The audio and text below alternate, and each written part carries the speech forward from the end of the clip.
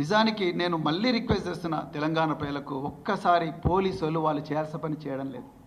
నేను Telangana cyber security bureau ఆఫీసుల్లో ఉండే ఆఫీసర్లకు నేను ఒక్కటే రిక్వెస్ట్ చేస్తున్నా, మీరు పక్కనే ఉన్నారు, తెలంగాణ భవన్ పక్కనే ఇంటిగ్రేటెడ్ కమాండ్ అండ్ కంట్రోల్ సెంటర్లో ఉన్నారు. మీకు అద్దాల భవంతి, ప్రపంచంలో ఎక్కడ లేని విధంగా ఫెసిలిటీస్ కేసీఆర్ గారు మీకు ఇచ్చింది. పారదర్శకంగా మీరే రాసుకున్నారు మీ వెబ్సైట్లో, అన్బయాస్డ్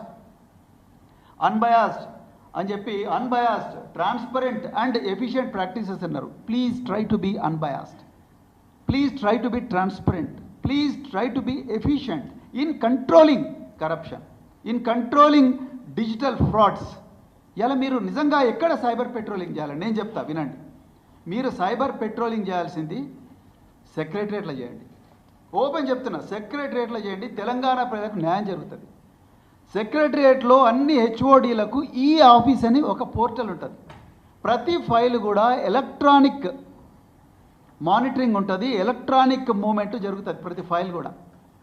ఫస్ట్ సెక్షన్ ఆఫీసర్ నుంచి, తర్వాత అసిస్టెంట్ సెక్రటరీకి పోతుంది, అసిస్టెంట్ సెక్రటరీ నుంచి డిప్యూటీ సెక్రటరీ పోతుంది, అడిషనల్ సెక్రటరీ పోతుంది, హెచ్ఓడికి పోతుంది, ప్రిన్సిపల్ సెక్రటరీకి పోతుంది, ఫస్ట్ ప్రిన్సిపల్ సెక్రటరీ పోతుంది, తర్వాత మినిస్టర్కి పోతుంది. అదే ధరణి పోర్టల్లో అయితే ఎంఆర్ఓ నుంచి మొదలవుతుంది, ఎంఆర్ఓ నుంచి ఆర్డీఓకి వస్తుంది, ఆర్డీఓ నుంచి కలెక్టర్కి వస్తుంది, కలెక్టర్ నుంచి సీసీఎల్ఏకి వస్తుంది.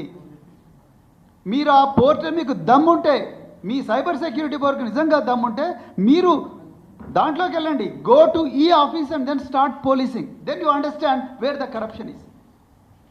మేము చెప్తాం ఎక్కడుందో corruption. I have evidence. You come to me, I will give you evidence where files are being stopped.